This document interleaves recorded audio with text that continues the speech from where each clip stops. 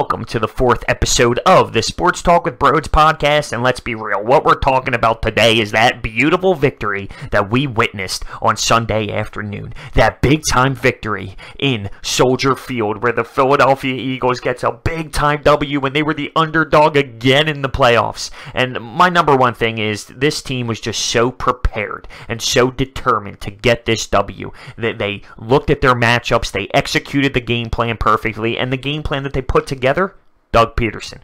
Got to give credit to Doug Peterson. It was a tremendous game that he called, and honestly, when you look at that 3-minute and 52-second drive that Nick Foles went on to win us this football game, you had great play calling to the point where we're hitting double screens Dallas Goedert for a first down. The play calling was great, the game planning was great, and the execution was beautiful.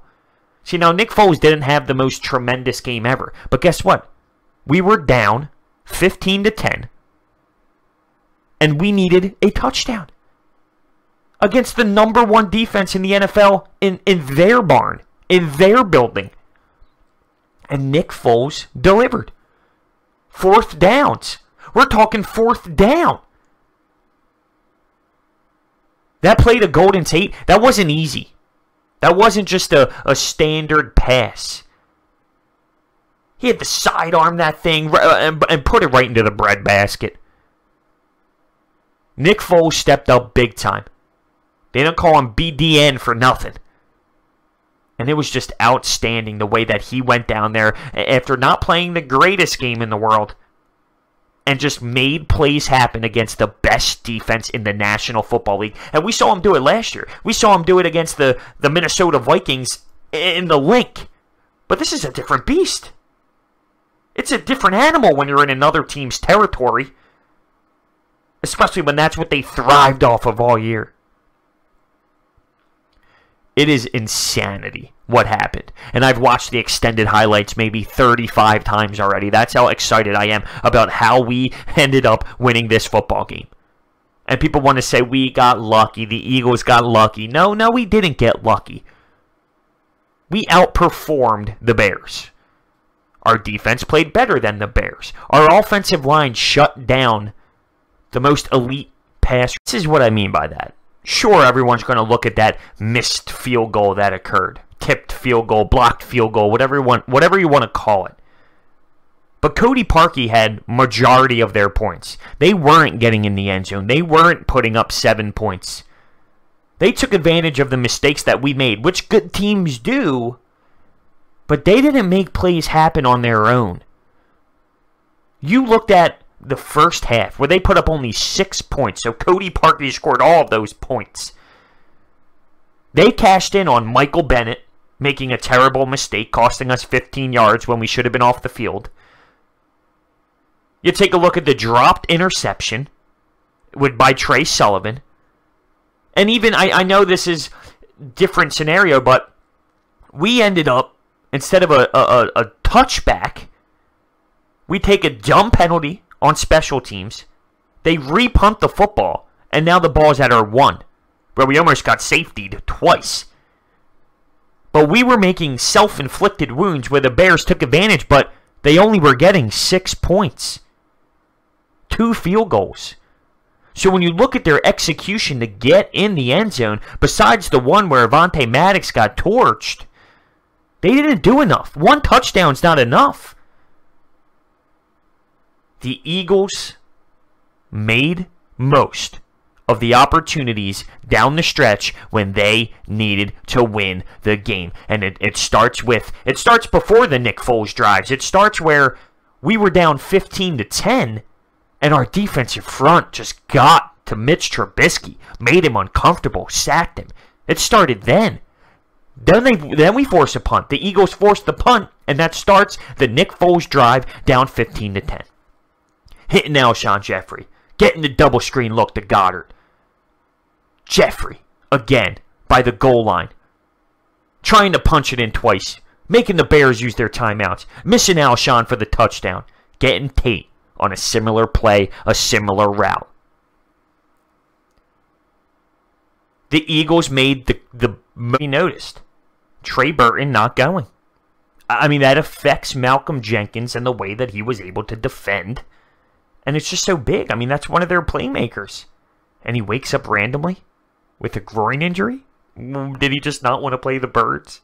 Could he not emotionally handle it? I mean, they talked about how they wanted to run the Philly special in their playbook, but he declined being the guy to actually throw the football. It's a little strange to me. I mean, listen, I get it. You have a personal tie, but really? You're not going to throw a football because of that?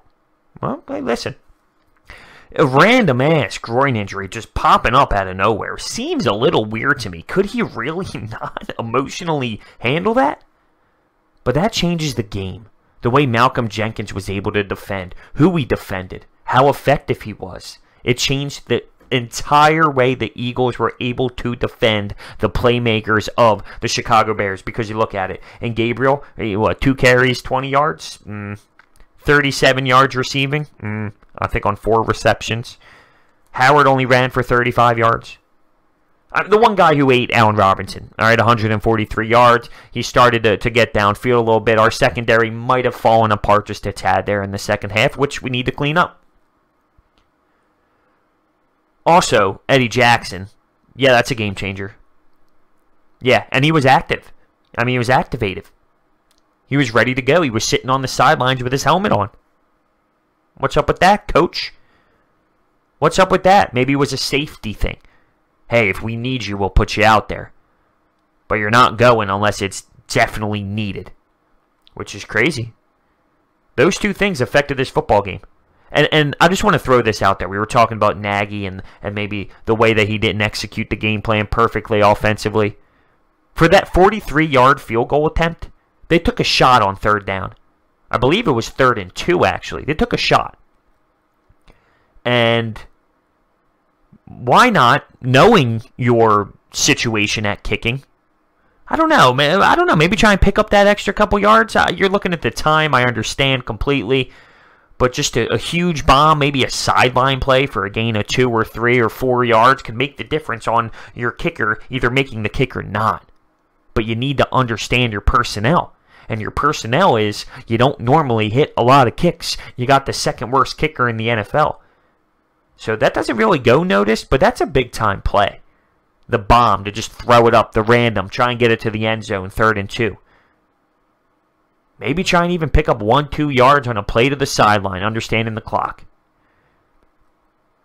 I'm going to kind of escape from the Eagles-Bears game for just a little bit, but I never really got to mention the Ravens-Chargers game because I was just so ready emotionally, so invested in this Eagles game that I kind of just didn't get a chance to report on it. But what happened was the Chargers go out there. They win 23-17 in Baltimore, and Lamar Jackson struggled throughout 3.5 quarters of this game. The fans are booing, boo, get him out of here. And I just find that so ridiculous. They want Flacco back in. First off, listen, the team game plans for Lamar Jackson to be in, to just throw in Joe Flacco would change up the entire offense. And if they game plan for the future of their franchise, Lamar Jackson, to go out there, then that's what they need to go with. You need to stick to your guns. That's the quarterback moving forward. That's who you play. Now, he ends up leading this team to a comeback, giving them an opportunity to actually maybe make it happen and make the comeback complete. But he gets stripped, fumble, and the Chargers recover it.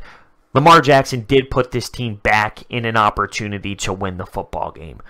But I'm excited for the future. Like, you look at it, and I reported on the Colts, and who did they play again? Why is it drawing a blank here? Oh, Texans. Yeah, so the Colts-Texans game 21-7 in a dominating performance. The Cowboys beat the Seahawks 24-22. The matchups for the division round is great, and I'm super excited for it. The Colts go to the Chiefs, and the Colts are a hot, hot team. You need to look at that Chiefs defense. Are they going to be able to hold up and really get this team to where they need to be?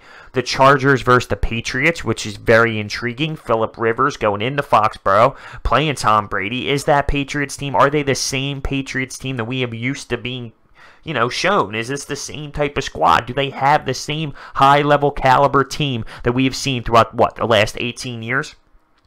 The Cowboys go into LA and not beat the Rams, wow. But I do think that will happen. The Cowboys go into LA to play the Rams, and we all know the Eagles are going into the Superdome to play the Rams. It's just a great way for this all to match up. I think all 8 teams that are left here are hot football squads, and they're playing tough games, and it's not going to be easy. No one's going to roll over and die at this point. All 8 of these teams are going to go out there and give everything they possibly have. I'm excited to see what this Chargers team has in store, though. Is this the same Chargers team that we've seen? Or is their defense legit? Is that front four going to get real hot and sack Tom Brady? I'm super pumped. But yeah, what a shame for Lamar Jackson, okay? He's a young quarterback. We understand he's not super strong with throwing the football yet. What is he, 22 years old? He's got so much to learn. And the way that he brought that football team back late in a play